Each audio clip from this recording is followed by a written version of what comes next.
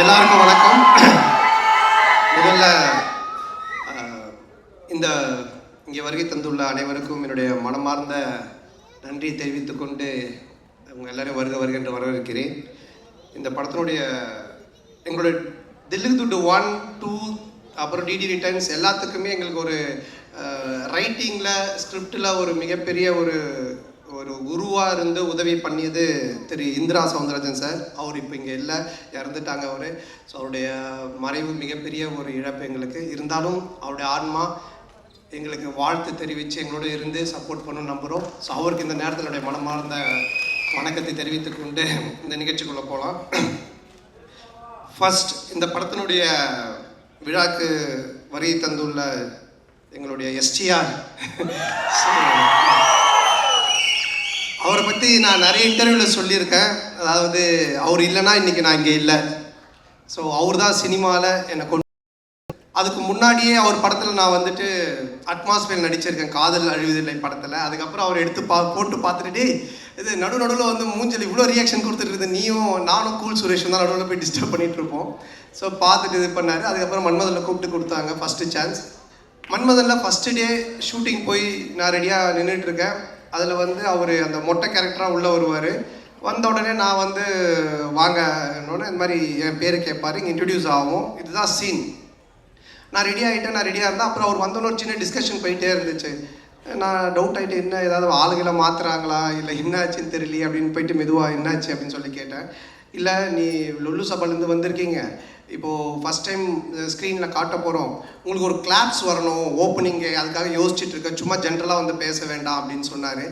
அவனை நான் வந்துட்டு எனக்கு கிளாப்ஸா தேட்டரில் அடிப்பாங்களா அப்படின்னு சொல்லி கேட்டேன். இல்லை லுல்லு சபா டிவியில் ரீச் இருக்குல்ல, கண்டிப்பாக உங்களுக்கு தேட்டரில் கிளாப்ஸ் வரும் அப்படின்னாரு.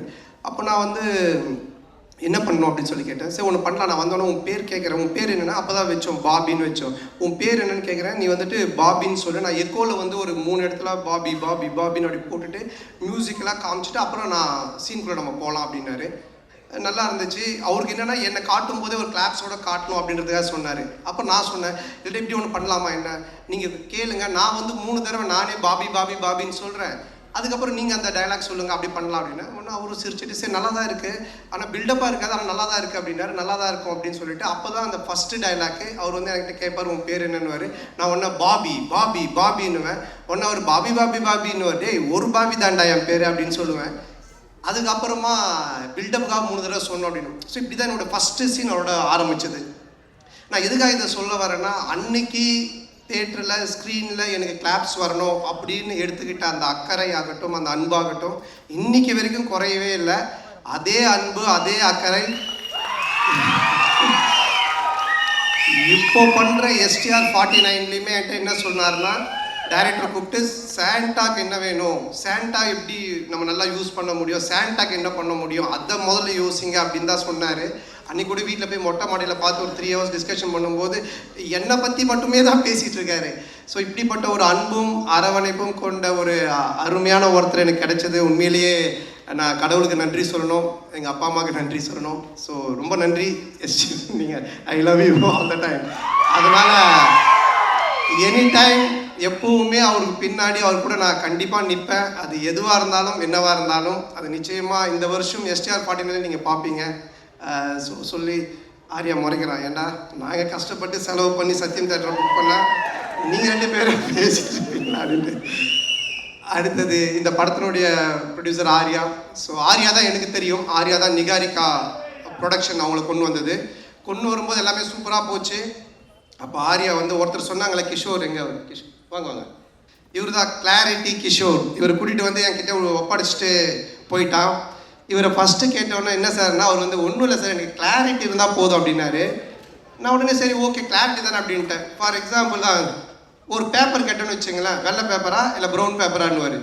வெள்ளை பேப்பர், கோடு போட்டுதா போடாதா, கோடு போட்டது, இப்படி போட்டதா இப்படி போட்டுதா, சரி இப்படி போட்டது, சரி போட்டதுக்கு அப்புறமா உங்களுக்கு A4 ஷீட் வேணுமா சின்னதாக வேணுமா, இப்படியே போயிட்டே இருக்கும் இந்த கிளாரிட்டி. இதுக்கு எண்டே கிடையாது.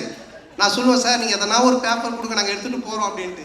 ஸோ என்னென்னா சினிமாவில் இந்த அளவுக்கு ஒரு கிளாரிட்டியாக நான் ஃபஸ்ட் டைம் ஒர்க் பண்ணது இவர் கூட தான். ஆனால் அது நல்லா இருந்துச்சு. ஏன்னா பிஃபோர் பேப்பரில் நம்ம எல்லாத்தையும் கிளாரிட்டியாக பண்ணதுனால இவ்வளோ பெரிய படத்தை எங்களால் கொஞ்சம் ஈஸியாக எடுக்க முடிஞ்சது.